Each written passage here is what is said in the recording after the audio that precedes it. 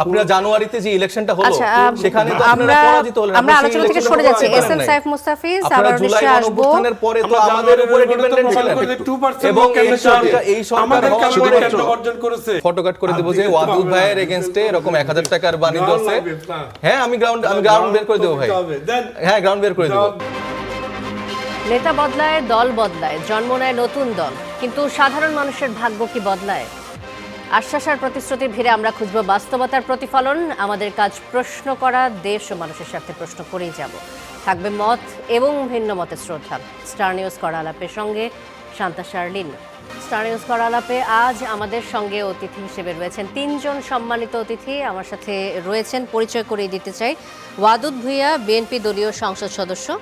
আমার সাথে রয়েছেন শরীফুজ্জামান শরীফ, সাবেক সভাপতি, বাংলাদেশ ছাত্র ইউনিয়ন, এবং রয়েছেন এসএম সাইফ মুস্তাফিজ, যুগ্ম সদস্য সচিব, জাতীয় নাগরিক পার্টি। আপনাদের তিনজনকেই স্বাগত জানাচ্ছি আমাদের আজকের কড়া আলাপে। শুরুতেই ওয়াদুদ ভূঁইয়া, আপনাকে দিয়ে শুরুটা করতে চাই। যুক্তরাষ্ট্রের সঙ্গে বাণিজ্য চুক্তি করার আগে যে বাণিজ্য চুক্তিটি নিয়ে কথা হচ্ছে, অন্তর্বর্তী সরকারের সময়ে ঠিক নির্বাচনের আগের দিন যে চুক্তিটি হয়েছে, এই চুক্তি নিয়ে এই বিষয়ে দুই রাজনৈতিক দল বিএনপি এবং জামাত থেকে সম্মতি আসার কথা বলেছেন পররাষ্ট্রমন্ত্রী খলিলুর রহমান, বর্তমান পররাষ্ট্রমন্ত্রী একথা বলেছেন।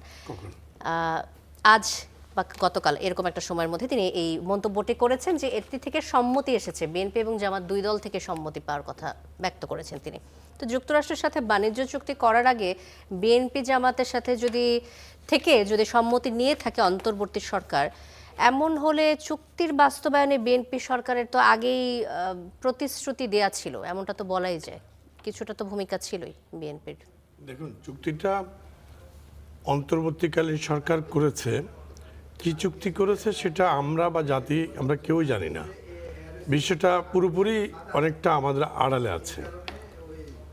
তো এখন যিনি এই অঞ্চল ভিত্তিক যে আমেরিকান পররাষ্ট্রমন্ত্রী এসেছেন, তিনি হয়তো জিনিসটি চুক্তির উপর আলোচনা করবেন। দেখা যাক কি আলোচনা হয়।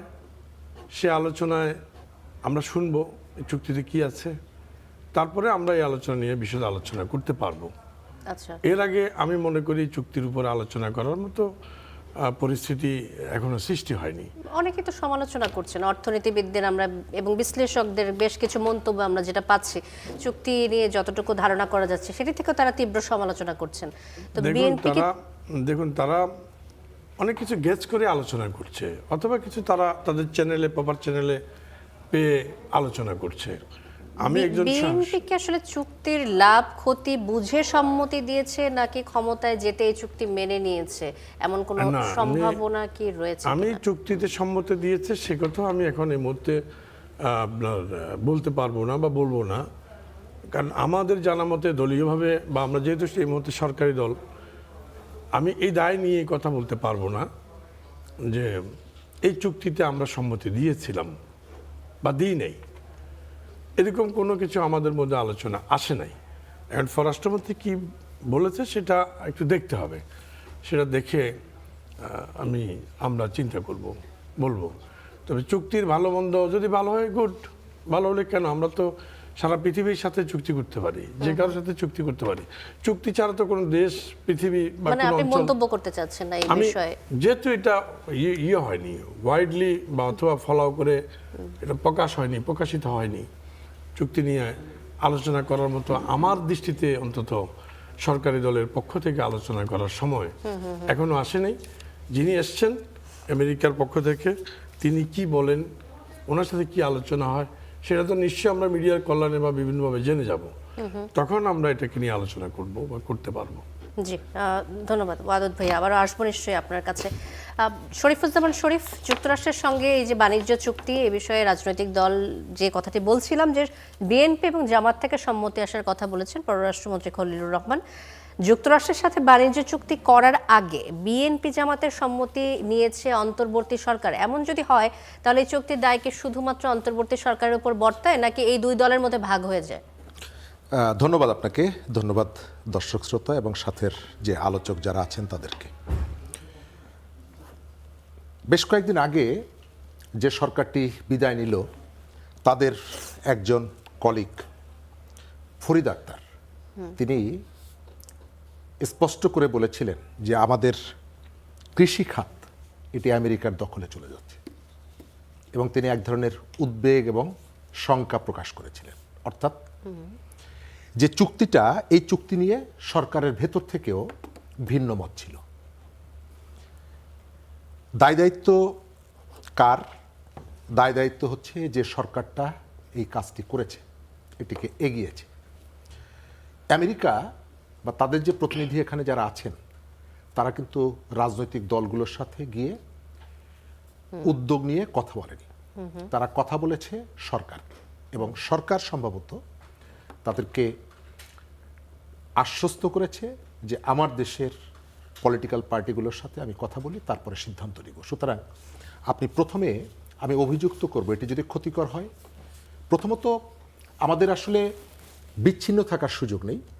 প্রত্যেকটা দেশের সঙ্গে একজনের সঙ্গে আরেকজনের পারস্পরিক সহযোগিতাগুলো প্রয়োজন, কিন্তু সেই সহযোগিতা করতে গিয়ে বা সহযোগিতার জন্য আমি আমার ন্যাশনাল ইন্টারেস্টটাকে সংরক্ষণ করছি কিনা, বার্গেনিংয়ের জায়গাগুলো কতটুকু আছে, এটি ইম্পর্টেন্ট। এই চুক্তিতে জনগণের স্বার্থ রক্ষা হয়েছে কিনা এই বিষয়ে কোনো মন্তব্য করতে চান কি?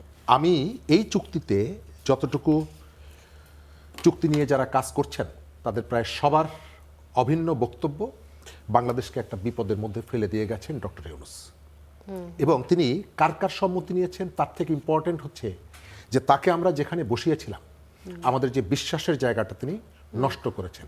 এক, তিনি বাংলাদেশের যে গণঅভ্যুত্থানটা হয়েছে বৈষম্য বিরোধী শিক্ষার্থী আন্দোলনের ব্যানারে, অর্থাৎ আমাদের সমাজে রাজনীতি, অর্থনীতি, সামাজিক বন্ধন, প্রত্যেকটা জায়গায় যে বৈষম্যটা ছিল সেটি আমরা দূর করব। বাংলাদেশে যখন ত্রিপুরাতে বাংলাদেশি দূতাবাসে ভারতের উগ্রপন্থীরা যখন হামলা করলো, তখন আপনার মনে আছে সমস্ত পলিটিক্যাল পার্টিকে ডক্টর ইউনূস ডাকলেন, ডেকে কথা বললেন, এবং আমরা একটা বার্তা দেওয়ার চেষ্টা করলাম যে বাংলাদেশের সমস্ত পলিটিক্যাল পার্টি ন্যাশনাল ইন্টারেস্টের জায়গায় সবাই এক এবং অভিন্ন। তাহলে আমেরিকার সঙ্গে যখন চুক্তিটা আপনি করছেন, তখন কেবলমাত্র দুটো রাজনৈতিক দলের সাথে যে বৈঠকটা আপনি করেছেন, তার অর্থ হচ্ছে যে আপনি ওই যে ত্রিপুরার ঘটনার পর, এটা তো non disclosure agreement. Non disclosure এগ্রিমেন্টে যদি কি সবার সামনে এই চুক্তির বিষয়গুলো আনা যায় কিনা, এটাও কিন্তু একটা প্রশ্ন থেকে যায়। প্রথম জায়গাটা আপনি যদি দুটো দলের সঙ্গে করতে পারেন, তার অর্থ হচ্ছে যে আপনার মনোজগতে অথবা প্রায়োরিটির দিক থেকে আপনি দুটো দলকে প্রায়োরিটি দিয়েছেন। আচ্ছা, বাংলাদেশের অন্য কোনো দলকে আপনি প্রায়োরিটি দেননি। বাংলাদেশের ছোট দলও আছে, বড় দলও আছে, 0% 1% ভোট পাওয়া দলও আছে, আবার বিএনপির মতন বড় দল, জামাতের মতন বড় দল আছে। কিন্তু কে বড় কে ছোট এটি নির্ধারণ করবে হচ্ছে জনগণ। সরকার তার জায়গা থেকে যখন ইনিশিয়েটিভগুলো নিবে, তখন সব দলগুলোকে তার একইভাবে দেখতে হবে। আপনি দেখবেন যে ব্যালটে যখন প্রতীকগুলো থাকে, সরকার কিন্তু কোন দলটি বড় বা তার আগের নির্বাচনে কারা সব থেকে বেশি ভোট পেয়েছে তার উপরে ভিত্তি করে প্রতীকগুলো বন্টন হয় না। সরকারকে এই জায়গাটায় নিরপেক্ষ আচরণ করতে হয়। কিন্তু ডক্টর ইউনূসের সরকারটা ওই যে দৃষ্টিভঙ্গিটা, সেই দৃষ্টিভঙ্গিটা তার মধ্যে ছিল না। আপনি বলছেন বিশ্বাসের জায়গা নষ্ট করে দিয়েছে। কিভাবে, মানে কেন এই কথাটা বলছেন যে বিশ্বাসের জায়গাটা নষ্ট করেছে? এই কারণে বলছি যে সরকারের দায়িত্ব ছিল অন্যান্য রাজনৈতিক দলগুলোর মতামতটা নেওয়া। যদি আপনি রাজনৈতিক দলগুলোর মতামত নেন, তাহলে দুটো বা তিনটা দলের মতামত নিবেন, বাকি কারো মতামত নিবেন না। এর ভেতর থেকে এক ধরনের ব্ল্যাকমেল করারও প্রবণতা থাকে সরকারের, এবং সরকার সেটি করেছে। যে দুটো দলের সাথে কথা বলেছে নির্বাচনকালীন সময়ে আমেরিকার প্রভাব ইত্যাদি ইত্যাদিকে সামনে রেখে, যদি আমি ধরে নিই যে এক ধরনের প্রেসার ক্রিয়েট করে তাদের কাছ থেকে ওপিনিয়নটা নিয়েছে। আমেরিকার শক্তি সামর্থ্যকে, আমেরিকার শক্তি, বাংলাদেশের রাজনীতিতে আমেরিকার প্রভাবের কথা যদি বড় দুটি রাজনৈতিক দলের মতামত নেওয়া হয়, সেক্ষেত্রে এটা কি বলা যায় না যে যেহেতু তারা মেজরিটি, ভোটের মেজরিটি নিয়ে নিচ্ছে, তাদের চুক্তির স্বার্থ রক্ষায় তারাই মতামতটা ঠিকমতো দিতে পারবে? আপনি নির্বাচনের আগে কোন দলটা বড় আর কোন দল ছোট এটি কিভাবে ঠিক করলেন? নির্বাচনের পরের চিত্র তো আমরা এখন তো আমরা দেখেছি কোন দল বড় কোন দল ছোট। জি, নির্বাচনের আগে এটি আপনি কিভাবে বুঝলেন? বিভিন্ন জরিপ, মানুষের মতামত, এবং সরকার আসলে জরিপের উপরে ভর করে না, সরকার আসলে জরিপের উপরে ভিত্তি করে এই ধরনের সিদ্ধান্তটা নিতে পারে না। কারণ সরকারকে মৌলিক অধিকার এনশিওর করতে হয়, সরকারকে ঠিক করতে হয় এইখানকার একজন সাধারণ নাগরিকের ভোটও যেমন গুরুত্বপূর্ণ, এক ভোট, আবার বাংলাদেশের সব থেকে ধনী যে মানুষটা তার ভোটেরও একই রকমের ভোট। সুতরাং আপনি কোন দল ছোট কোন দল বড় গোয়েন্দা সংস্থার রিপোর্টের উপরে ভর করে আপনি দুটো তিনটা দলের সাথে কথা বলতে পারেন না। যদি আপনি ওই যে সরকার হিসাবে দায়িত্বটা পালন করেন, তবে আমার যেটা ধারণা যে সরকারের ইচ্ছাটা ছিল কোনো না কোনোভাবে, এবং সরকার সেটি প্রমাণ করেছে যে আমেরিকার প্রতি তার একটা বিশেষ বায়াসনেস ছিল। আপনি স্টারলিংক আমাদের এখানে তার যে অপারেশন শুরু করে তার আগে বাংলাদেশে এসেছিলেন স্টারলিংকের ভাইস প্রেসিডেন্ট। জি। স্টারলিংক টেলিযোগাযোগ খাতে কাজ করবে, তাদের স্বাভাবিকভাবে কাজ হলো টেলিযোগাযোগ মন্ত্রণালয়ের সঙ্গে। কিন্তু স্টারলিংকের ভাইস চেয়ারম্যান যখন আসেন, তিনি প্রধান উপদেষ্টাতে বৈঠক করেন এবং যাওয়ার সময় সাংবাদিকদেরকে তিনি বলে যান যে আমরা এই সরকারের কাছ থেকে যে ধরনের সহযোগিতা পেয়েছি পৃথিবীর কোথাও পাইনি। ডক্টর ইউনূসের সরকার আমেরিকার থেকে কেউ আসলে আমি ঠাট্টা করে অনেক সময় বলি যে জামাই বাড়ির আত্মীয়র সাথে মানুষ যেভাবে আচরণ করে তিনি ঠিক সেই ধরনের আচরণ করতেন, এবং তার একটা প্রবণতা ছিল তার সরকারের মধ্যে যে এটি হচ্ছে তাদের একটা বিশেষ দায়িত্ব যে আমেরিকাকে সবসময় খুশি রাখা। এবং চুক্তি যেটি করেছেন এটি যে দলের সঙ্গে আলোচনা করুক না কেন তার কাছে দলের থেকে দেশের স্বার্থটা গুরুত্বপূর্ণ হওয়া উচিত ছিল, কিন্তু সেটি তিনি রক্ষা করেননি, সেটি মনে রাখেননি এবং বাংলাদেশকে একটা বড় বিপদের মধ্যে তিনি ফেলে দিয়ে গেছেন। শরীফুজ্জামান শরীফ, আবারও নিশ্চয়ই আসবো আপনার কাছে। SM সাইফ মুস্তাফিজ, এই একই প্রসঙ্গে আপনার কাছে আসতে চাই যে অন্তর্বর্তী সরকার বিএনপি জামাতের সঙ্গে এনসিপির সাথে পরামর্শ করত বা বিএনপি জামাতের সাথে এনসিপিকে ডাকতো, আমরা দেখেছি। যুক্তরাষ্ট্রের সঙ্গে বাণিজ্য চুক্তির যে বিষয়, এই বিষয়কে এনসিপির সম্মতি নিয়েছিল নাকি এই বিষয়ে এনসিপির কোনো অবস্থান গ্রহণ তখন ছিল না? এই বিষয়ে যদি আমাদেরকে জানান। ধন্যবাদ আপনাকে, আমার বিজ্ঞ সমালোচক এবং টিভি পর্দায় যারা দেখছেন তাদেরকে শুভেচ্ছা জানাচ্ছি। দেখুন, মানে যে ইন্টারিম গভর্নমেন্ট ছিল, এই ইন্টারিম গভর্নমেন্টের সময় আসলে অনেক সিদ্ধান্ত হয়েছে, অনেক আলোচনা হয়েছে। সেখানে তারা একটা রাজনৈতিক জায়গা থেকে, গণতান্ত্রিক সৌন্দর্যের জায়গা থেকে তারা চেষ্টা করেছে। আমরা দেখেছি যে প্রধান যে রাজনৈতিক দলগুলো আছে তাদের সাথে বিভিন্ন বিষয়ে আলাপ আলোচনা করার ক্ষেত্রে, এবং বিএনপি, জামাত, এনসিপি সহ অন্য রাজনৈতিক দলগুলোর সাথেও কিন্তু তারা বিভিন্ন বিষয়ে বৈঠক করতেন। কিন্তু পার্টিকুলারলি এই বিষয়ে আমার জানা মতে দলীয় জায়গা থেকে আমাদের সাথে ওরকম কোনো আলোচনা করা হয়নি, বা আমাদের পক্ষ থেকে, জাতীয় নাগরিক পার্টি এনসিপির পক্ষ থেকে এইটার ব্যাপারে কোনো রকম পক্ষপাতমূলক কোনো কথা বা হ্যাঁ বলা এরকম কোনো কিছু আমাদের এন থেকে যদি ছিল। তাই হয়ে থাকে, শরীফুজ্জামান শরীফের মন্তব্য অনুযায়ী অন্যান্য দলগুলোর সাথে আসলে এই বিষয়ে আলোচনা হয়নি, তাহলে এই চুক্তিতে এই যে জামাত এবং বিএনপির সম্মতি আসার কথা যে বলছেন পররাষ্ট্রমন্ত্রী, এ প্রসঙ্গে আপনি কি বলবেন? হ্যাঁ, দেখেন, এই প্রসঙ্গ তো মানে ডেফিনেটলি এটাকে আমি পজিটিভলি নিতে পারছি না। এখন হচ্ছে যে আমার সমালোচক প্রফেসর ডক্টর ইউনূসের কথা বললেন, হ্যাঁ, এখানে গভর্নমেন্টের প্রত্যেকটা অর্গানেরই একটা ইনভলভমেন্ট থাকবে, স্বাভাবিক। কিন্তু আমার কাছে মনে হয়েছে যে প্রফেসর ইউনূসের লন্ডনের বৈঠকের পর থেকে, তারেক রহমান সাহেবের সাথে বৈঠকের পর থেকে মোডটা অন্যদিকে চলে গেছে, এবং সেক্ষেত্রে খলিলুর রহমান সাহেব বর্তমানে যে বিএনপির পররাষ্ট্রমন্ত্রী হিসেবে দায়িত্ব পালন করছেন, সেই হচ্ছে কি মেকার হিসেবে রোলগুলো প্লে করেছে। এবং ইউএসের সাথে চুক্তি বলেন বা ইঞ্জিনিয়ারিংয়ের জায়গাগুলো যেগুলো আমরা ইলেকশনে দেখেছি, তার একটা বড় রোল ছিল উপদেষ্টা থাকাকালীন সময়ে। দেখে কিন্তু সে বর্তমানে বিএনপিতে, আমি জানি না যে তিনি কখনো বিএনপির রাজনীতি কখনো ছিলেন কিনা, বিএনপির সাথে তার ওই আন্ডারস্ট্যান্ডিং বা বিএনপির সাথে তার এরকম কিছু চুক্তিভিত্তিক জায়গাতে একটা আন্ডারস্ট্যান্ডিং হওয়ার ফলেই কিন্তু উনাকে হচ্ছে যে একটা গুরুত্বপূর্ণ মন্ত্রণালয় দেওয়া হয়েছে। এবং আমি মনে করি যে এই সিদ্ধান্তটা অবশ্যই রিভিউ করা উচিত, কারণ বাংলাদেশের বিপক্ষে বা বাংলাদেশের স্বার্থ সংশ্লিষ্টতা না রেখে যদি কোনো সিদ্ধান্ত গ্রহণ করা হয়, সেটা তো আসলে 17 বছরের নাই হলো যে এরকম বিভিন্ন সিদ্ধান্ত আমরা দেখতাম যে ভারতের সাথে চুক্তি করা হতো। তো এখন ভারত বলেন, ইউএসএ বলেন বা পাকিস্তান বলেন, কোনো চুক্তি আসলে জনগণেরকে ঢেকে রেখে আসলে করা সম্ভব হবে না, এবং এটা আসলে জনসমক্ষে আনা উচিত। এবং এই সিদ্ধান্তটা যতটুকু আমিও পর্যালোচনা করেছি এবং এই বিষয়ে যারা নলেজ রাখেন তাদের সাথে যতটুকু কথা বলেছি, সেটা আসলে আমাদের বাংলাদেশের স্বার্থ সংশ্লিষ্টতা সেভাবে রাখছে না। তো সেক্ষেত্রে আমি মনে করি যে বর্তমানে যে সরকার আছে তার রাগঢাক না রেখে, খলিলুর রহমান সাহেব কি ডিল করেছে সেগুলো না রেখে আমার মনে হয় যে ওপেন করে এটা রিভিউ করা উচিত। আচ্ছা, SM সাইফ মুস্তাফিজ, আবার আসবো আপনার কাছে। ওয়াদুদ ভূঁইয়া, যেমনটা বলছিলেন SM সাইফ মুস্তাফিজ, যে জনস্বার্থ রক্ষা করা গেছে কিনা এই বিষয়গুলো আসলে পরিষ্কার হবার জন্য এই ধরনের চুক্তিগুলো মানুষের সামনে তুলে নিয়ে আসা উচিত। এ ব্যাপারে কি আপনি একমত কিনা? হ্যাঁ, অবশ্যই। চুক্তি যখন করে তখনই উচিত ছিল, ইন্টারিম গভর্নমেন্ট ডক্টর ইউনূসের উচিত ছিল এটা জনসমক্ষে প্রকাশ করা। তিনি তা করেন নাই। এখন এসেও যে এটা প্রকাশ হয়নি, তারপরে তো আমরা আশা করছি যেহেতু আমেরিকান পররাষ্ট্রমন্ত্রী এসেছেন, নিশ্চয়ই আলোচনা হবে। সে আলোচনার পরে নিশ্চয়ই চুক্তির বিষয়ে বিস্তারিত খোলাসা হয়তো আলোচনা গভর্নমেন্টের দিক থেকে হোক, আমেরিকার দিক থেকে হোক, এটা প্রকাশিত করবে। সেখানে আমরা মত দিতে পারবো এবং আমরা বিশ্লেষণ করতে পারবো। তবে একটা কথা আমাদের মাথায় রাখতে হবে, প্রথমত চুক্তি যেহেতু অন্তর্বর্তীকালীন সরকার বা ডক্টর ইউনূস করেছে, এটা যদি দেশের জন্য লাভজনক হয়, এটা ওকে ক্রেডিট দিতে হবে। আর এই চুক্তি যদি দেশের জন্য ক্ষতিকর হয়, অবশ্যই আমরা ডক্টর ইউনূস সরকারকে কোনোভাবেই এই বিষয়ে সমর্থন দেব এস এম না। সাইফ মুস্তাফিজ যেমনটা বলছিলেন যে ইঞ্জিনিয়ারিং বলেন, আমরা যে দেখলাম ইলেকশন হলো সেটিতে ইঞ্জিনিয়ারিং এর প্রসঙ্গ তিনি তুলে এনেছেন, এবং এই যে খলিলুর রহমান পররাষ্ট্রমন্ত্রী হয়েছেন, এটিকেও তিনি বলছেন যে কোনো একটা কারণে তিনি পররাষ্ট্রমন্ত্রী হয়েছেন বিএনপির সরকারের গঠনের ক্ষেত্রে।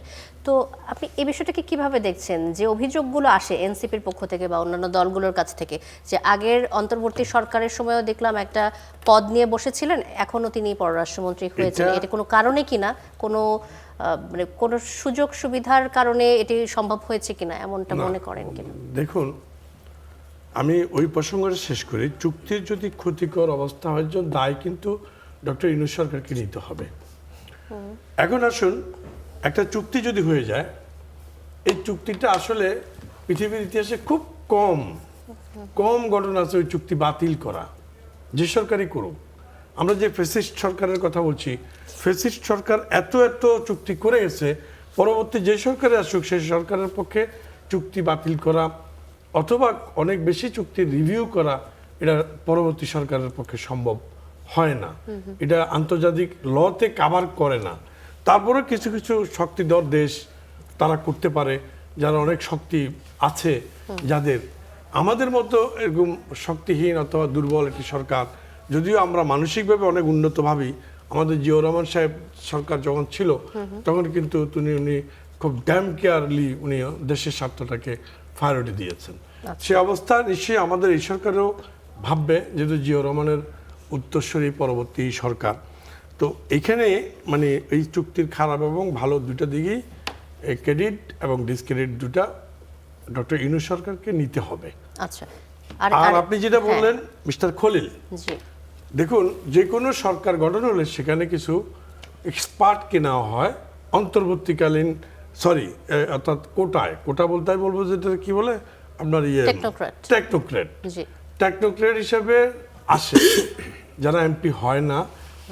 এমপিদের কোটার হারে একটা নির্দিষ্ট সংখ্যক টেকনোক্রেট মন্ত্রী নিয়োগ করা হয়।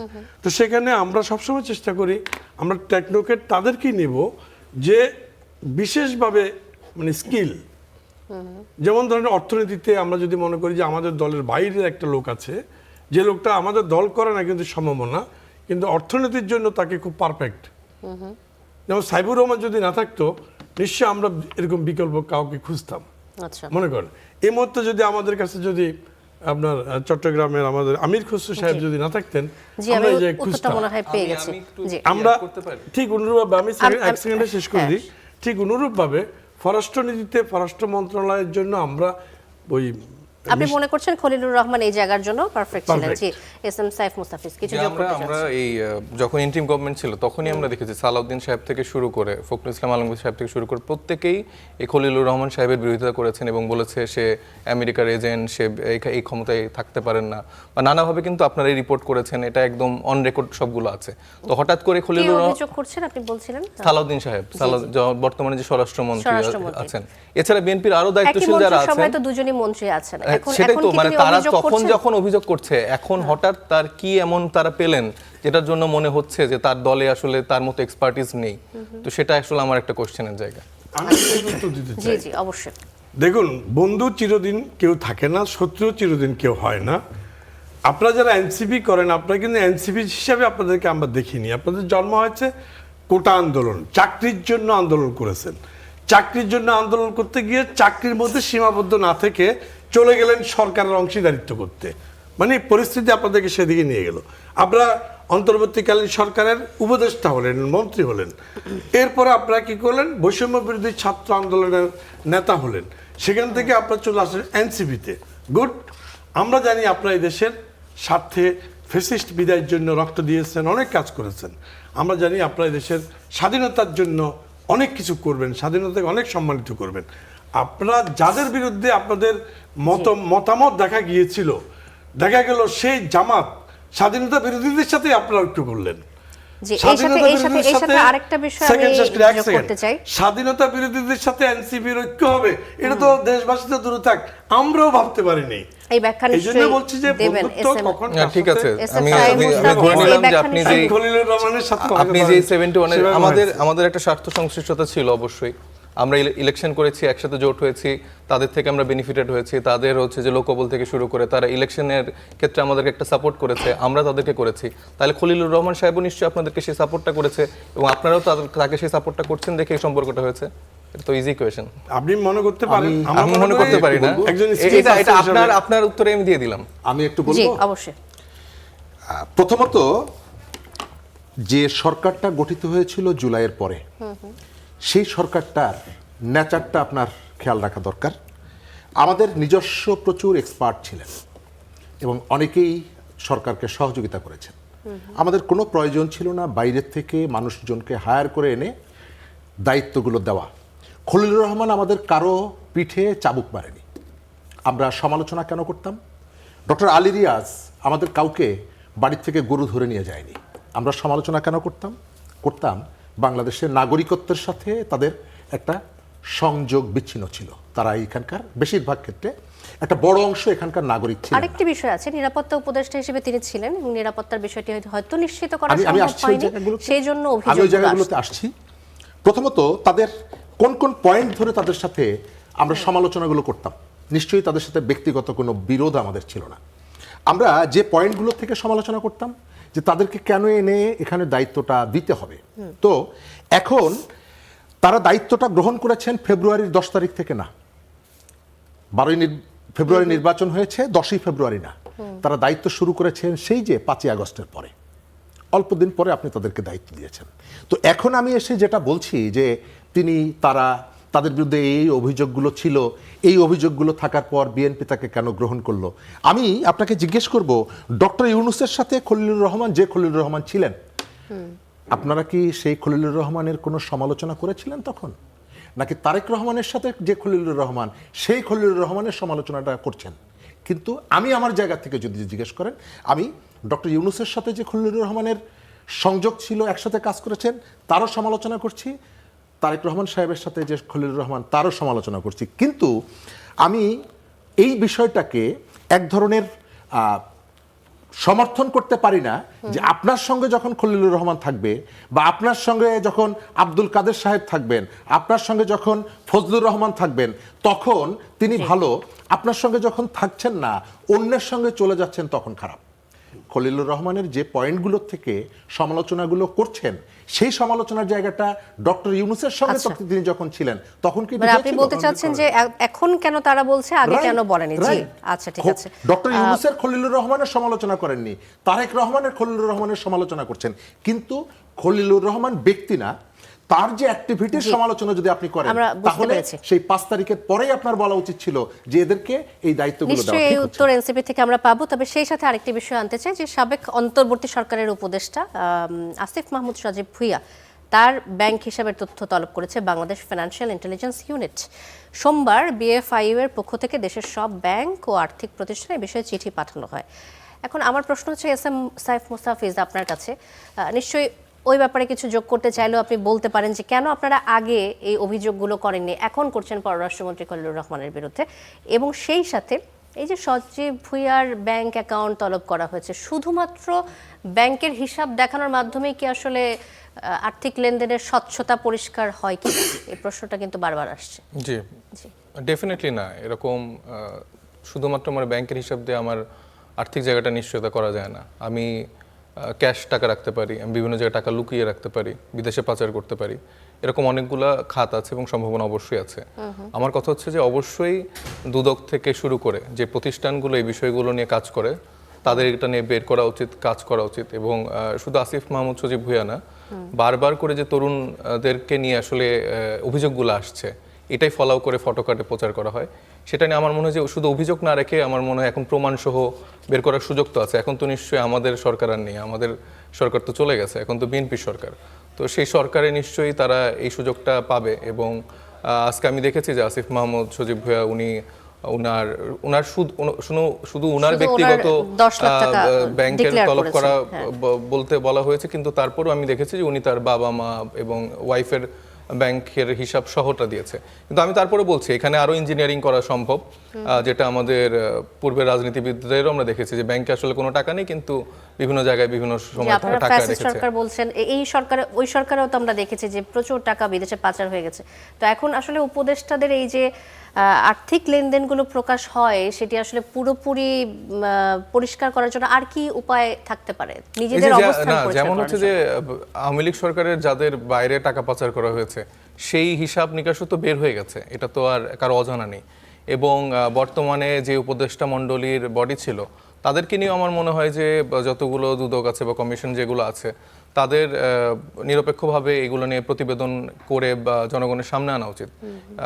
শুধু শুধু আমার মনে হয় যে মিথ্যা যদি বারবার করে তরুণদেরকে অভিযোগ করা হয়, এটা তো আসলে আমাদের জন্য বেশ কষ্টদায়ক। কারণ আমরা তো এরকম কোনো কাজের সাথে জড়িত ছিলাম না যেটার জন্য আমাদের হাজার হাজার কোটি টাকা হয়ে গেছে বলে আমাদের সিনিয়ররা দাবি করেন। বরঞ্চ তাদের ক্ষেত্রে আমরা দেখেছি যে তারা আসলে ক্ষমতায় না থেকেই এরকম টাকার পাহাড় গড়ে আসলে বিভিন্ন গ্রুপ ইন্ডাস্ট্রিজ এখন দখল করে তারা চালাচ্ছে। আর হচ্ছে যে ভাইয়ের কথা যেটা আমি বলতে চাচ্ছি, দেখেন খলিল সাহেবের যে অন্তর্ভুক্তির যে জায়গাটা এবং উপদেষ্টা মণ্ডলীতে সবার ক্ষেত্রে কিন্তু আমাদের থেকে কিন্তু আমাদের একমতের জায়গা আমরা ছিলাম না। সেই ক্রাইসিস মোমেন্টে বাংলাদেশে বিএনপি, বাংলাদেশ জামাত ইসলামী এবং অন্যান্য স্টেক হোল্ডার সহ যখন জাতীয় সরকার গঠনের প্রস্তাবটা প্রত্যাখ্যান করা হলো, তখন কিন্তু আমরা হচ্ছে যে সবাই মিলে কিন্তু ইন্টারিম গভর্নমেন্টের একটা বডি নির্ধারণ করা হয়েছে এবং প্রাথমিকভাবে যে বডিটা নির্ধারণ করা হয়েছিল তার পরবর্তীতে অনেককে ইনক্লুডেড করা হয়েছে। কিন্তু এই যারা ছিলেন তারা কিন্তু কোনো নির্বাচিত সরকারের মতো করে ফাংশন করার বা তাদের দায়িত্ব কিন্তু সেটা ছিল না। তারা মূলত দায়িত্বপ্রাপ্ত ছিল সংস্কারের জন্য বা বিচারের জন্য এবং একটা সুষ্ঠু সুন্দর নির্বাচন আয়োজন করে দেওয়ার জন্য। এখন এই সরকারে থাকাকালীন সময় যেসব চুক্তিগুলো করা হয়েছে সেগুলোর ক্ষেত্রে আমরা কিন্তু বারবারই বলেছি যে এটা আসলে জনগণের সামনে উন্মুক্ত করা হবে। যদি কোনো চুক্তি করা হয় সেটা যদি জনগণের ফেভারে থাকে, বাংলাদেশের পক্ষে যায়, সেটা না আমাদের কোনো সমস্যা নেই। কিন্তু বাংলাদেশের উনি কেন এখন পররাষ্ট্র মন্ত্রী হয়েছেন? তো যদি আমি শেষ করছি, বাংলাদেশের বিপক্ষে হলে তাহলে অসুবিধাটা কোথায়? বাংলাদেশের বিপক্ষে গেলে সেটা কোনো সমস্যা নেই। আমি সেটা কেন বলছি, আমি বলছি যে তারাই বারবার করে এই অভিযোগটা দিয়েছে, মানে আমি তাদের পয়েন্ট অফ ভিউ এর কথাটা বলছি। তারা বারবার বলেছে যে এই লোকটা হচ্ছে যে আমেরিকার এজেন্ট, এই লোকটা এই কাজ করেছে। এমন কি কাজ তিনি করলেন হঠাৎ করে? আমি তো জানি যে আমির সাহেব থেকে শুরু করে এরকম অনেক পররাষ্ট্র বিষয়ক তাদের দায়িত্বশীল যারা আছেন, যারা আসলে এই মন্ত্রণালয় সামলানোর মতো ক্যাপাবিলিটি আছে এবং ক্যাপাসিটি আছে তাদের দলের। তো দলের বাইরে থেকে হঠাৎ করে উনি উপদেষ্টা মণ্ডলীতে থাকাকালীন কি এমন তাদের ফেভার করেছে যার জন্য তারা হচ্ছে তাকে এই মন্ত্রী বানিয়েছেন। এবং তিনি যে উদাহরণ দিচ্ছেন যে বারবার যে জামাতের সাথে, জামাতকে তো আমরা ধরেন যে প্রো 24 এর জায়গা থেকে কাউন্ট করেছি এবং জামাতের সাথে আমাদের আদর্শিক জায়গাটা তো কোনো মিল নেই। আমরা আমাদের জামাতের সাথে আমাদের সমঝোতার জায়গাটা বা যেটাই হয়েছে না কেন সেটা মূলত হয়েছে সংস্কার প্রশ্নে, বিচার প্রশ্নে এবং একটা ইলেকটোরিয়াল জোট। তো সেই জায়গা থেকে আমাদের সাথে তো এই স্বার্থটা তো আমরা ওপেনলি বলছি। তো আমি চাই যে ওয়াদুদ সাহেবও তারাও বলে দিক যে খলিল সাহেবের সাথে খলিল সাহেব যে তাদের ফেভার করেছে এবং ইঞ্জিনিয়ারিং এ যে হেল্প করেছে সেটাও তারা ওপেনলি বলে দিক। এইজন্য তাকে আসলে এই প্রাইস পোস্টিংটা করা হয়েছে। এস এম সাইফ মুস্তাফিজ, আপনারা তো জামাতের সাথে নির্বাচনের জন্য জোট করেছিলেন, তাহলে কি নির্বাচন তো শেষ, এখন তো ফলাফল চলে এসেছে, পরবর্তীতে কি আপনারা থাকবেন জোটে? দেখেন এখনকার যে আমাদের সমীকরণ, বিএনপি তো আসলে দেখেন জুলাইকে কোনোভাবে ওন করছে না। তারা ইভেন জুলাই সনদের যে শপথটা সেটাও নেয়নি। তো জুলাইয়ের যে সংস্কারের যেই আমাদের জায়গাটা ছিল এটা তো আমাদের জোটের একটা অন্যতম বড় রিজন ছিল। তো সেই আলাপটা এখনো আমাদের মধ্যে আছে, কারণ আমরা আসলে সংস্কারটাকে যে কোনো মূল্যে বাংলাদেশের জন্য এটা বাস্তবায়ন করতে চাই, বিচারটাকে বাস্তবায়ন করতে চাই। এই জন্য যে 11টি রাজনৈতিক দল আছে এখনো আমরা আসলে এক ফেজে যাচ্ছি। সামনের দিনে আসলে বিএনপির অ্যাকশন কি হবে, তারা আসলে এই জুলাই এর সনদ থেকে তারা ওন করবে কিনা অথবা সংস্কারকে ওন করবে কিনা এটার উপর ডিপেন্ড করছে। ওন করছে কিনা জুলাই সনদকে, এই প্রসঙ্গে আমি একটু আসতে চাই যে আপনাদের দল এনসিপির মুখপাত্র আসিফ মাহমুদ সজীব ভুঁইয়া অভিযোগ করেছেন যে সরকারি দল বিএনপি জুলাই সনদ দিয়ে এক ধরনের ডুয়েল গেম দ্বিচারিতা করছে এমন কথা বলেছেন। তো বিএনপি জুলাই সনদ অনুযায়ী বিরোধী দলকে ডেপুটি স্পিকার করার অফার করেছে। আবার তারা বলছে যে জুলাই সনদের যেসব বিষয় সংবিধানে নেই সেটা তারা এখনই বাস্তবায়ন করতে পারছে না, সংবিধানে আসলে তারপরে বাস্তবায়নের কথা আসছে। আমি এই প্রসঙ্গে আসতে চাই আপনার কাছে শুরুতে, শরীফুজ্জামান শরীফ, আপনি কি আসলে মনে করেন যে বিএনপি আসলে জুলাই সনদ ওন করছে না, দূরে সরে যাচ্ছে, এমনটা মনে করছেন কিনা? হ্যাঁ, ধন্যবাদ। আমি এখন পর্যন্ত আমার যে অবজারভেশন, আমার কাছে মনে হয়নি যে বিএনপি জুলাই সনদ থেকে সরে যাচ্ছে। বিএনপি একটা পলিটিক্যাল পার্টি, এনসিপি একটা পলিটিক্যাল পার্টি, জামাত ইসলাম একটা পলিটিক্যাল পার্টি, প্রত্যেকেরই নিজস্ব কতগুলো কর্মসূচি এবং কতগুলো কৌশল আছে। বিএনপির দায়িত্ব না জামাতের কাছ থেকে প্রতিনিয়ত সার্টিফিকেট নিয়ে জানানো যে সে জুলাইয়ের পক্ষে আছে। আবার জামাতেরও এই দায় পড়েনি যে অন্য একটা রাজনৈতিক দলের কাছ থেকে প্রতিনিয়ত সার্টিফিকেট নিয়ে দেখাতে হবে যে এই জায়গায় আমার কমিটমেন্ট আছে। বিএনপির যে নিজস্ব রাজনীতি আছে, বিএনপি যে জায়গাগুলোতে ঐক্যমত্য কমিশনে বৈঠকে উপস্থিত থেকে যে সমস্ত পয়েন্টগুলোতে একমত হয়েছে, কোথাও দ্বিমত হয়েছে, এটি কিভাবে বাস্তবায়ন করবে এটি বিএনপির নিজস্ব কাজ, বিএনপির নিজস্ব কর্মসূচি। এখন আমি পল্টনে দাঁড়িয়ে, প্রেস ক্লাবের সামনে দাঁড়িয়ে প্রতিনিয়ত যদি বলি যে এই কাজটা বিএনপিকে করতে হবে, বিএনপি কমিটেড বাংলাদেশের জনগণের কাছে এই কারণে যে জনগণ তাকে মেজরিটি, তাকে ম্যান্ডেট দিয়েছে। কিন্তু একটা জিনিস দেখা যাচ্ছে যে কোথায় ডিসি নিয়োগ করা হবে এটি বলে দেওয়া হচ্ছে সোশ্যাল মিডিয়ায়, কাকে এসপি নিয়োগ করা হবে এটিও বলে দেওয়া হচ্ছে বিভিন্ন প্রতিষ্ঠানে। আমি আপনাকে কাউন্টার প্রশ্ন করি, 5 আগস্ট শেখ হাসিনা এবং আওয়ামী লীগ পালিয়ে যাওয়ার পর একদিনের মধ্যে ইসলামী ব্যাংক চলে গেল জামাতের হাতে। 2 দিনের মধ্যে বিভিন্ন বিশ্ববিদ্যালয়ের বেশিরভাগ ভাইস চ্যান্সেলর তারা সবাই জামাতের প্রতিনিধি হিসাবে জামাতের নেতারা নিয়োগ পেলেন। জামাত কি তখন ক্ষমতায় গিয়েছিল?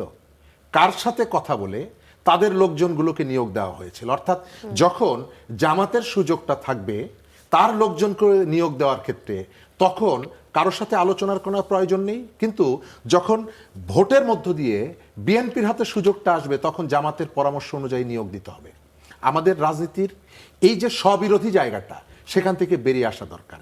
সজীব ভুঁইয়ার বিষয়ে সাইফ মোস্তাফিজ যথার্থ বলেছেন, আমি এটাকে 100% অ্যাপ্রিসিয়েট করি এই কারণে যে আমাদের এখানে 2 ধরনের মতামত আছে। একটা হলো পলিটিক্যালি কাউকে যদি আমার অপছন্দ হয় আমি এক ধরনের বক্তব্য নিয়ে আসি এবং তাকে কিভাবে কোণঠাসা করা যায় সেই চেষ্টাটা করি। সজীব ভুঁইয়ার বিরুদ্ধে অভিযোগগুলো অনেক পুরনো, বিভিন্ন জায়গা থেকে পত্রপত্রিকায়। লাস্ট ঢাকা ওয়াসার যে এমডি, সেই নিয়োগটা নিয়েও কিন্তু গত পরশুদিন যে রিপোর্টটা এসেছে, তিনি প্রায় 25 কোটি টাকা দিয়ে কানাডাতে বাড়ি কিনেছেন এবং তার নিয়োগ নিয়ে আজ থেকে 4 মাস আগে রিপোর্ট হয়েছিল পত্রিকায় যে প্রপার প্রসিডিউর মেনটেন করা হয়নি তাকে নিয়োগ দেওয়ার ক্ষেত্রে। চুক্তি শিথিল করা হয়েছে যখন তিনি উপদেষ্টা ছিলেন। এবং দেশের মানুষের একটা বড় অংশ মনে করে যে আমাদের এখানে কোনো একজন মন্ত্রী অথবা উপদেষ্টা একজন ব্যক্তিকে এই ধরনের গুরুত্বপূর্ণ একটি জায়গায় শিথিল করে, শর্ত শিথিল করে, কাগজপত্র 9-6 করে নিয়োগ দিচ্ছেন, তার পেছনে একেবারে মানে সার্ভিস পাওয়া যাবে, প্রপার সার্ভিসের জন্য এটি মানুষ মনে করে না। তারপরেও এনসিপির প্রতিনিধি হিসাবে তিনি যেটি বলেছেন আমি অ্যাপ্রিসিয়েট করি এই কারণে যে তারা ডিপেন্ড করছেন না, তারা বলছেন যে আমাদের বিরুদ্ধে যে অভিযোগ থাকে আপনাদের কাছে এটি পরিষ্কার করেন। আমি দুদকের কাছে বলবো, আমি শেষ করব এই জায়গাটায়, আপনার এখানে ফিনান্সিয়াল যে ধরনের দুর্নীতিগুলো হয় এগুলো দেখাশোনা করার জন্য একটা কিন্তু আপনার একটা আলাদা অর্গান আছে দুদকের বাইরে, দুদকের বাইরে। তো আমি প্রশ্ন করব যে তাদের কাজটা কি, তারা কি কাজটা করছেন? তাদের তো ইনভেস্টিগেশন করার কথা। আচ্ছা, নিশ্চয়ই ইনভেস্টিগেশনে সেগুলো আসবে। একজনের কাছে জানতে চাইছে আপনার কাছে পকেটে কয় টাকা আছে। তো যদি কেউ দুর্নীতি করে টাকা ইনকাম করেন, নিশ্চয়ই তিনি এটি স্বীকার করবেন না যে আমি দুর্নীতি করে আমি শ্বশুরবাড়িতে টাকা রেখে এসেছি। সুতরাং কোন ধরনের নতুন সরকার, নতুন কাজ, এই প্রতিষ্ঠানগুলোর প্রতি মানুষের যেন আস্থাটা নষ্ট না হয়। এই দেশের মানুষ একটা বড় অংশ বিশ্বাস করে তত্ত্বাবধায়ক আমি অন্তর্বর্তীকালীন একটু সরকারের ওয়াদুদ অনেকেই ভাইয়ের কাছে দুর্নীতির আসতে সাথে চাই, এই যুক্ত একই ছিলেন। প্রসঙ্গে আমি একটু ওয়াদুদ ভাইয়ের কাছেও আসবো যে আমরা যে বিষয়টা নিয়ে কথা বলছি, এই যে আমরা দেখলাম যে জুলাই সনদ নিয়ে বারবার অনাস্থা প্রকাশ করে এনসিপি, কিন্তু বিএনপি জনগণের ম্যান্ডেট নিয়ে এসেছে, তারা বারবারই বলছে তারা জুলাই সনদে হয়তো সংস্কার পরিষদের সদস্য হিসেবে শপথ নেয়নি, কিন্তু এই যে ডেপুটি স্পিকার অফার করা, সেগুলো আসলে কিছুটা হয়তো হিন্ট দেয় মানুষকে এবং জনগণকে যে জুলাই সনদের বিরোধে তারা যাচ্ছে না, কিন্তু সেটি বোঝাতে কেন ব্যর্থ হচ্ছে বিএনপি বারবার? না, আমরা বুঝাতে ব্যর্থ হচ্ছি না। আমরা বরাবরই বলছি জুলাইকে আমরা ওন করি, জুলাইকে আমরা সম্মান করি। স্বাধীনতা আমাদের মাথার মুকুট, আর স্বাধীনতার সময় আর এই 24 জুলাই আমাদের হৃদয়ের একটা অংশ। অতএব আমরা 24 এবং জুলাইকে কোনোভাবে ডিজোন করি না, বিএনপি করে না। পার্থক্যটা এই জায়গায় জি, যে জুলাই সনদ বা জুলাই যে চুক্তি কি দুই নামেই তো ডাকে, জুলাই সনদ আবার জুলাই চেতনা ইত্যাদি ইত্যাদি নামে আলী রিয়াজ সাহেব যে নাটকটা গেমটা খেলেছেন, ওই নাটকে বিএনপি যা যা বলেছে, যা যা আপনার নোট অফ ডিসেন্ট দিয়েছে করেছে, তার কিছুই কিন্তু সেই জুলাই সনদে নেই। নাম্বার ওয়ান, আমাদের আপত্তি ওই জায়গায়। নাম্বার টু, আমরা সই করেছি জুলাই সনদে, তারপরে তো সিগনেচার করা হয়েছে, করেছি, জি। করার পরও তারপর আমরা জুলাই সনদকে অন করি বলেই সই করেছি। সই করার পরে দেখা গেল সেটা অনেক কিছু চেঞ্জ হয়ে গেছে, আমাদের সাথে ব্ল্যাকমেইল করা হলো, আচ্ছা, চেঞ্জ হয়ে গেছে। তারপরও আমরা কিন্তু ডিজন করছি না, রয়ে সয়ে নিয়ে যাচ্ছি। প্রশ্ন হলো, জুলাই সনদের সময় চুক্তিতে স্বাক্ষরে কোথাও বলা হয়নি দুইটা শপথ হবে। যে কারণে আপনারা সংস্কার পরিষদের সদস্য হিসেবে শপথ নেন, এমনটা বলছেন? এমনটা বলছি। আচ্ছা। আমি আরেকটু শেষ করি। আর সংবিধানও এরকম দুইটা শপথকে কোনোভাবে অ্যালাউ করে না। কিন্তু আমরা জুলাই সনদে যে বিষয়ে স্বাক্ষর করেছি, সেটা আমরা সংসদে সাংবিধানিক ওয়েতে আমরা অবশ্যই সেটা বাস্তবায়ন করব। জি, জি, আচ্ছা, এতে কোনো সন্দেহ নেই। এই প্রশ্নের উত্তর ধরে আমি আপনার কাছে আসতে চাই। এস এম সাইফ মুস্তাফিজ যেমনটা বলছিলেন যে দুইবার শপথ নেওয়ার কথা ছিল না, এই বিষয়ে আপনি কিছু বলতে চান কিনা? আর এই যে সংসদ শুরু হতে যাচ্ছে কয়েকদিন পরে, সংসদ পর্যন্ত অপেক্ষা করতে আসলে আপনাদের অসুবিধাটা কোথায়? যে আসলে জুলাই সনদ ওন করে কিনা বিএনপি, এটা দেখার জন্য তো কয়েকদিনই যথেষ্ট। দেখেন, বিএনপি এখানে কি চাচ্ছে এটা তো দেখার বিষয় না, এটা তো জনগণের কাছে ছেড়ে দেওয়া হয়েছিল। এটা বিএনপি কি চাচ্ছে বা এনসিপি কি চাচ্ছে বা জামাত কি চাচ্ছে, এটা তো লাস্ট পর্যন্ত আর হয়নি। ঐক্যমত্য কমিশনে যদি রাজনৈতিক দলগুলোর ঐক্যমত্যই হতো, তাহলে তো রাজনৈতিক দলের ঐক্যমত্যের ভিত্তিতে জুলাই সনদটা বাস্তবায়ন হতো। কিন্তু এখনো পর্যন্ত সেটা তো হয়নি। সেটা তো যখন রাজনৈতিক দলগুলোর মধ্যে বিভাজন ছিল, সেটা তো সেজন্যই তো জনগণের কাছে দেওয়া হয়েছে।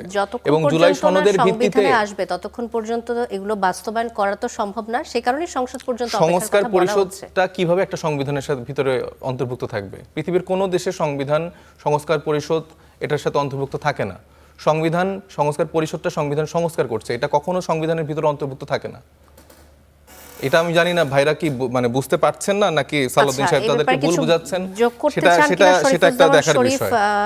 এবং ওয়াদুদ ভাইয়া, আপনারা কিছু যোগ করতে চান কিনা? আমি যেমন একটা কথা ধরেন বলতে চাই, হানা ভোট হলো, হানা ভোটে একজন লোক বুকে হাত দিয়ে বলতে পারবে সে জুলাই সনদ পড়ে বুঝে ভোট দিয়েছে? জুলাই সনদে 84টা পয়েন্ট ছিল, এত বড় বুক। আমি নির্বাচিত প্রতিনিধি, এর আগে এমপি, আমি এর আগে 2বার এমপি ছিলাম, আমি নিজে ওই বই পড়ার সময় সুযোগ পাই নাই। তাহলে আমরা যারা ভোট দিয়েছি হ্যাঁ অথবা নাতে, কি বুঝে দিয়েছি? হাতে যারা দিয়েছে তারা তো বলেছে, তারা তো ধরেন তাদের যদি মনে করেন 84টার মধ্যে 30টা পয়েন্ট হয়তো তাদের পছন্দ নাও হতে পারে, কিন্তু নাতে যারা দিয়েছে তাদের হয়তো 20টা পয়েন্ট পছন্দ। বিএনপি যেটা বলছে যে জুলাই সনদের বিষয়গুলো সংবিধানে নেই, যে কারণে তারা বাস্তবায়ন করতে পারছে না। না, আমরা এই বিষয়ে আপনি কি বলছি না, বলবেন? আমি একটু ঘটনার অংশ আলাপ করছি। তার উপরে সরকার, অন্তর্বর্তীকালীন সরকার, নিরপেক্ষ সরকার, সরকার কোনো মানে প্রার্থীর পক্ষেই, কোনো দলের পক্ষেই থাকার কথা না, ঠিক হ্যাঁ না ভোটের পক্ষেও থাকার কথা না। আপনি খেয়াল করুন, সরকার অনেক টাকা খরচ করে হায়ের পক্ষে প্রচারণা চালায়, আমরা দেখেছি সেটি, কিন্তু অন্য কোনো দল না এর পক্ষে কিন্তু প্রচারণা চালায় নাই। তাহলে আমরা হায়ের বিএনপি পক্ষে তো ছিলাম। হায়ের পক্ষে শেষের দিকে এসে প্রচারণা চালিয়েছে বা আমরা- তারাও আমরা হায়াতে বলেছি, সম্মতি দিয়েছে। কিন্তু সরকারের উচিত ছিল না, সেটা আমরা চালাবো, আচ্ছা আমরা ভোটাররা চালাবো। আচ্ছা কাকে ভোট হাঁকে দেবো না নাকে দেবো। সরকার কি করে আধুনিক ডিজিটাল গাড়ি হাঁকিয়ে পুরো তথ্য মন্ত্রণালয়কে লাগিয়ে অনেক টাকা খরচ করে হায়ের শরীফুজ্জামান পক্ষে করে। শরীফের আমি কাছে একটু একটু যুক্ত করি যেতে এখানে। চাই, যুক্ত করবেন কিছু। তারপরে আমাদের- আমি শরীফ ভাই এক সেকেন্ড, আমি এর পরও বলতে চাই যে আমরা জুলাই সনদের পক্ষে জি, এবং সংবিধানের আলোকে, আমরা এর বাইরে নয়, বাস্তবায়ন নিয়ে কথা হচ্ছে। হবে বাস্তবায়ন। দেখেন, আমি সংসদ একটু- আমি শুরু একটু- হয়। আমি ভাই শরীফুজ্জামান দেখেন, শরীফের কাছ আমি থেকে একটু একটু শুনতে যুক্ত চাই। করি। জুলাইটা আসলে অনিবার্য ছিল। এই ধরনের একটা দানবীয় সরকারকে বিদায় করার জন্য মানুষের যে বিক্ষোভ, এটিকে কোনোভাবেই অস্বীকার করা যাবে না, প্রয়োজনীয়তা। এবং যে অভ্যুত্থানে প্রান্তিক মানুষ, গরিব মানুষের কন্ট্রিবিউশন ছিল সব থেকে যে বেশি। কথাটা বলছিল যে বাস্তবায়নের কিন্তু- প্রক্রিয়া নিয়ে বারবার কথা হচ্ছে। কিন্তু ডক্টর আলী রিয়াজরা মানুষের পরিবর্তনের সেই স্বপ্নটাকে ডাইভার্ট করে এমন কতগুলো ইস্যু যুক্ত করে দিলেন যে বাংলাদেশ দীর্ঘদিন একটা রাজনৈতিক সংকটের মধ্যে তারা ফেলে দিলেন। এবং এগুলো আজ হোক কাল মানে হোক এটা নিয়ে প্রত্যেকটা দ্বন্দ্বকে কাজ আপনি challenge। বলছেন যে রাজনৈতিক হ্যাঁ, right. অসুবিধার শুধু তাই মধ্যে না, ফেলে দিয়েছে। শুধু তাই না, আমাদের যে ইউনিটিটা তৈরি করার সুযোগটা ছিল, আপনি জুলাইয়ের পক্ষে অনেকগুলো রাজনৈতিক দল সিগনেচার করেনি। এনসিপি জুলাইয়ের যে সামনের সারিতে যারা ছিলেন তারা সিগনেচার করলেন একেবারে শেষে, কারণ তাদেরও কতগুলো প্রশ্ন ছিল। আপনি এখানে যে পলিটিক্যাল ইউনিটি গড়ে তোলার যে সুযোগটা ছিল, আলী রিয়াজ সাহেবরা অন্যদের পারপাস সার্ভ করতে গিয়ে তারা এমন কতগুলো বিষয় এখানে নিয়ে এলেন এবং তাদের মনের ভেতরে কি ছিল এটি স্পষ্ট হয় যে বাংলাদেশের পলিটিক্যাল কালচারটা চেঞ্জ করবেন আপনি, অথচ সেই প্রস্তাবনাগুলো নিয়ে আপনি যখন আমেরিকান অ্যাম্বাসেডারের সাথে যখন বৈঠক করেন, স্বাভাবিকভাবে মনে হয় যে এর অনেকগুলো জায়গায় হচ্ছে আরোপিত, আপনি ইম্পোর্ট করেছেন। কারণ আমেরিকার অ্যাম্বাসেডারের সাথে আপনি বাংলাদেশের পলিটিক্যাল যে সংস্কারগুলো করবেন এটি নিয়ে বৈঠক কেন করবেন? এবং আজ হোক কাল হোক এই কাজগুলো যারা করেছে এবং তাদের একটা দীর্ঘমেয়াদী প্ল্যান ছিল যে বাংলাদেশের নতুন যে সরকার আসবে সেটি বিএনপি আসুক, সেটি জামাত আসুক, এনসিপি আসুক, অন্যরা আসুক, তারা পথে পথে এমন কতগুলো মাইন পুঁতে রেখে গেলেন, প্রতিনিয়ত বাংলাদেশের রাজনীতিতে এটি রক্তক্ষরণ ঘটাবে, বিভাজন তৈরি করতেই থাকবে। জি, শরীফুজ্জামান শরীফ, ধন্যবাদ আপনাকে। আবারও নিশ্চয়ই আসবো আপনার কাছে। এস এম সাইফ আমি মুস্তাফিজ, একটু দুটি উল্লেখ করতে বিষয়ে, চাই। হ্যাঁ, আমি দুটি বিষয় নিয়ে আসতে চাই। কিছুক্ষণ আগে শরীফুজ্জামান শরীফ বলছিলেন যে যখন জামাতের সুযোগ ছিল 5ই আগস্টের পরবর্তী সময় জামাত, এনসিপি বা জামাতের কথাই বলছিলেন তিনি, যে যখন সুযোগ ছিল তখন বিভিন্ন জায়গায় আমরা দেখেছি তাদেরকে ক্ষমতা দখল করার অভিযোগগুলো উঠে এসেছে, যেটি এখন আবার নতুনভাবে আসছে। তো এই যে স্ববিরোধী অবস্থান নিয়ে নেয় যখন অন্য দেখেন, কোনো আমি দল শরীফ থাকে, ভাইকে অনুরোধ করব সেক্ষেত্রে যে ওনারা যে প্রতিনিয়ত প্রশ্নটা শেষ করি যে স্ববিরোধী অবস্থান যে নিয়ে নেয় পলিটিক্যাল পার্টিগুলো, এখান থেকে কি কখনো বেরোতে পারবে না? এবং এইমাত্র যে জুলাই সনদ দিয়ে কথাটা বলছিলেন, আপনার এ বিষয়ে কি মতামত রয়েছে? দেখেন, শরীফ ভাইরা যে অভিযোগ দেয় আমি বলবো যে তারা প্রমাণ করুক। তারা সারাদিন ধরে যে অভিযোগগুলো দিচ্ছে তারা কোনো কিছু প্রমাণ নেই। সবকিছুর মধ্যে আমেরিকার সংশ্লিষ্টতা উনি খুঁজে পান। স্টারলিং কেন দেশে আসতেছে, তার মন্ত্রণালয়ের সাথে কেন বসতেছে, উনি সবকিছুর মধ্যেই, মানে আমি পুরো টাইম দেখছি উনি ইন্টারিম গভর্নমেন্টকে এইভাবে তিনি জাজ করতেন।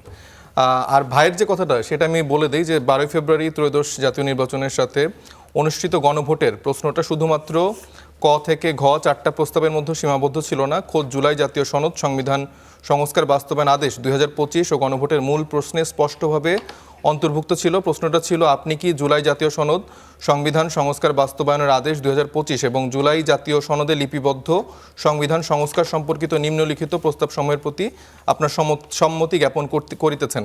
এই আদেশের 3 নং ধারায় স্পষ্টভাবে উল্লেখ করা আছে, জনগণের সার্বভৌম ক্ষমতা প্রয়োগের উদ্দেশ্য এই আদেশ এবং জুলাই জাতীয় সনদের সংবিধান সংস্কার সম্পর্কিত অংশ গণভোটে উপস্থাপন করা হইবে। অর্থাৎ গণভোটে হ্যাঁ ভোটের মাধ্যমে শুধু সংস্কার প্রস্তাব না, জনগণ তার সার্বভৌম ক্ষমতা বলে জুলাই সনদ বাস্তবায়নের আদেশের সম্পূর্ণ কাঠামোকে অনুমোদন করছে। এই আদেশেরই 8-এর 1 ধারায় একই অনুষ্ঠানে সংসদ সদস্য ও সংবিধান সংস্কার পরিষদ সদস্য হিসেবে শপথ গ্রহণের বিধান রয়েছে। আর 8-এর 2 ধারায় বলা হয়েছে, সংসদ সদস্য হিসেবে যিনি শপথ পাঠ করবেন পরিষদ সদস্য হিসেবেও তিনি শপথ পাঠ পরিচালনা করবেন। তো উনি হচ্ছে এই বিষয়টা হয়তো জানেন না বা উনি আসলে পড়ে দেখেন নাই, কিন্তু আমি মনে করি যে বাংলাদেশের যে তরুণ সমাজ, বাংলাদেশের যে নাগরিকের যারা হ্যাঁ ভোটে হ্যাঁ দিয়েছেন, তারা হয়তো বা যে না ভোটের অংশটা আসছে সেটা বিএনপি বা BNP বেশ ওয়াদুদ কিছু বিষয়ে note of বিএনপি বা dissent ওয়াদুদ দিয়েছিল। ভাইয়াদের আমি বলছি বেশ কিছু বিএনপি বিষয়ে বা note of ওয়াদুদ ভাইরা dissent- হচ্ছে না ভোট দিয়েছেন না পড়ে, কিন্তু আমাদের দেশের সচেতন নাগরিকরা পরে হ্যাঁ ভোট দিয়েছেন। এখন জনগণের যেই রায় সেটাকে তারা যদি আপনাদের যে বিভিন্নভাবে জুলাই সনদের কথা বলা তারা যদি হচ্ছে, বিভিন্নভাবে যদি এই জনগণের রায়টাকে এস এম সাইফ হাইকোর্ট দেখায়, মুস্তাফিজ। সংবিধান দেখায়, সেই সংবিধানের তো অন্তর্ভুক্তি তো সংবিধান সংস্কার পরিষদ, এটা কিভাবে সংবিধানে অন্তর্ভুক্ত থাকবে এটা ওনাকে একটু বলতে বলেন। আচ্ছা আমি বলছি এবং সেই সাথে আরেকটা বিষয় বলছি যে সংবিধানের বিএনপি বাইরে বেশ যাওয়ার কিছু কোনো নোট সুযোগ অফ আমাদের নেই। ডিসেন্ট তাহলে আপনি প্রাইম মিনিস্টার হিসেবে শেখ হাসিনাকে আপনি আলী ফিরিয়ে আনেন। রিয়াজের আপনি তো তাহলে আলী একটা অবৈধ রিয়াজকে সরকারের হায়ার শপথ করে পাঠ আমেরিকা করছেন। থেকে হায়ার করে এনে কি একটা ঝুলাই দিবেন আমাদের ভাই ঝুলাই আপনার দিবেন কাছে এখন তো এগুলা সবই এরকম লাগছে, কিন্তু আপনি বলতে শোনেন, আমরা ডক্টর ইউনূসকে বলছি 24 এর আপনি আগে আমেরিকা থেকে ঝুলাই না তাকে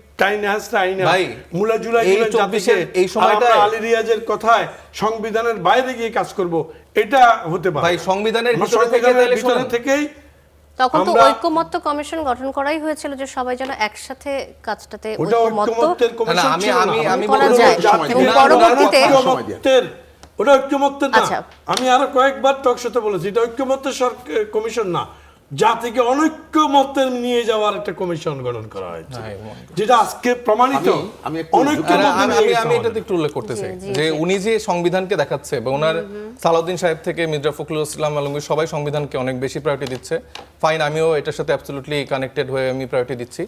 তাহলে আপনি হচ্ছে যে শেখ হাসিনাকে দিল্লি থেকে ফিরে আনেন, তাকে আপনি প্রধানমন্ত্রিত্ব দিয়ে দেন। আপনি 2029 সালে আপনার যে বিএনপির যে এত স্ট্রং পাওয়ার, এত ক্ষমতা বল, যেই যুক্তিতে আপনারা তরুণদেরকে আর own করছেন না, যে যুক্তিতে আপনি ডক্টর ইউনূসকে own করছেন না, যে যুক্তিতে আপনি রিয়াজ সাহেবকে own করছেন না এবং ঐক্যমত্য কমিশনকে আপনি একটা বাকওয়াস একটা জায়গা দেখিয়ে দিচ্ছেন, তাহলে আপনারা সেই ক্ষমতা বলে আনতে পারলেন না কেন?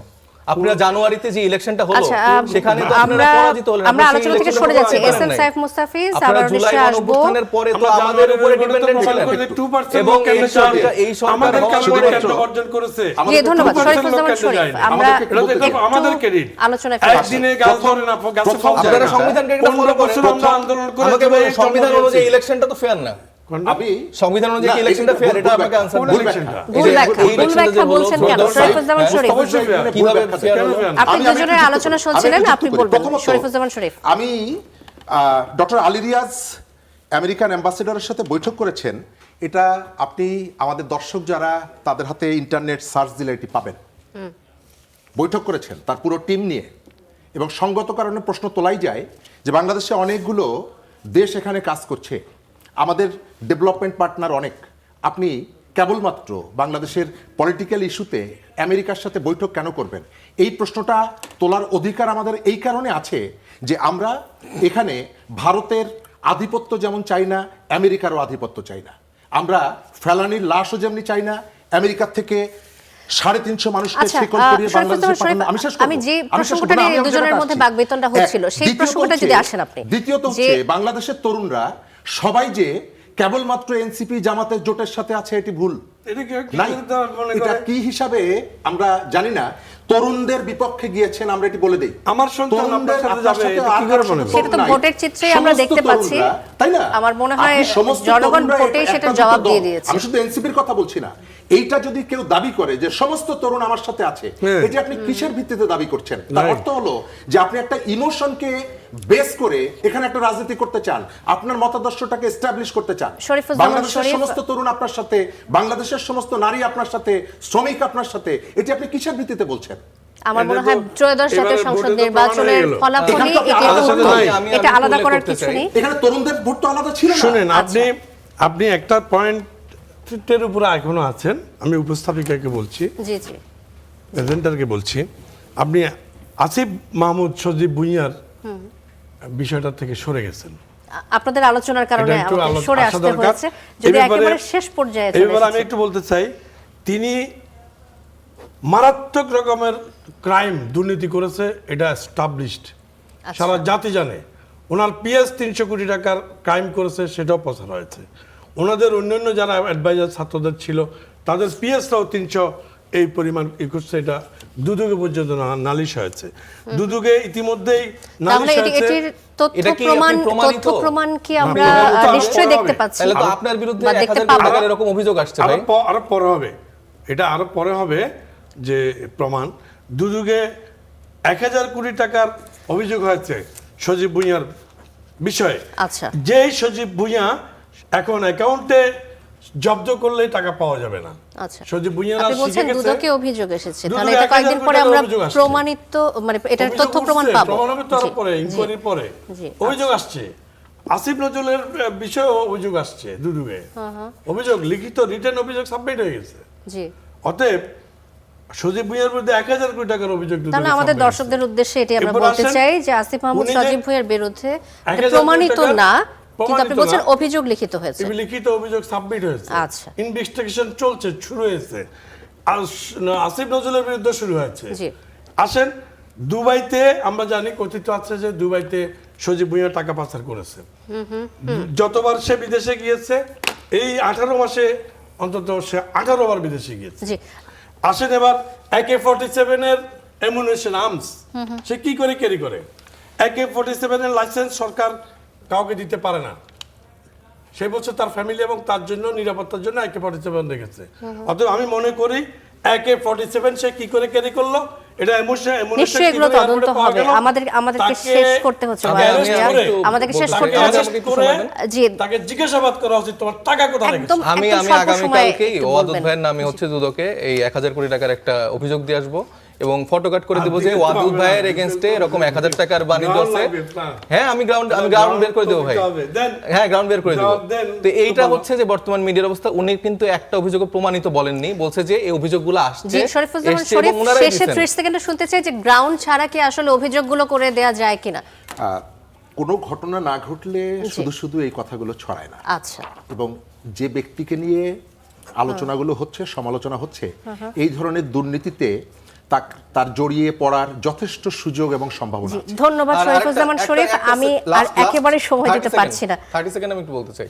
সেটা হচ্ছে যে মির্জা ফখরুল ইসলাম আলমগীর সাহেব আজকে একটা মন্তব্য করেছেন যে মানে চুপ্পুর অপসারণের বিষয়ে, যে তাদের হাতে 3-4 জন আছে, কিন্তু তারপরও সাংবিধানিকভাবে এটা তো এখন অপসারণ করার বিষয় না। কিন্তু দেখেন সাংবিধানিক যে প্রতিষ্ঠানগুলো আছে তারা কিন্তু দুদক থেকে শুরু করে বাংলাদেশ ব্যাংক থেকে শুরু করে তারা কিন্তু মব কালচারের মাধ্যমেই কিন্তু সবগুলো জায়গা দখল করছে। এবং বাংলাদেশ ব্যাংকের যে গভর্নর হয়েছেন, আজকে একটা রিপোর্টও এসছে, এসালমের যে মালিক তার সাথে আসলে পার্টনারশিপে তার একটা ব্যবসা বাণিজ্য আছে। তো তাদের ব্যাপারে ফেভারে আসলে সেই বিষয়গুলো আসলে জি, কোনো কিছু না, ধন্যবাদ, কিন্তু ধন্যবাদ। আমরা এই আলোচনায় এই মুহূর্তে যেতে পারছি না, একেবারে শেষ পর্যায়ে। পর্যায়ে। ধন্যবাদ ওয়াদুদ ভুঁইয়া, ধন্যবাদ শরীফুজ্জামান শরীফ এবং SM সাইফ মুসাফিজ, তিনজনকে অসংখ্য ধন্যবাদ করা আলাপে আসার জন্য। দর্শক, আমাদের আজকে করা আলাপ শেষ করছি এখানেই। অনেক ধন্যবাদ সাথে থাকার জন্য।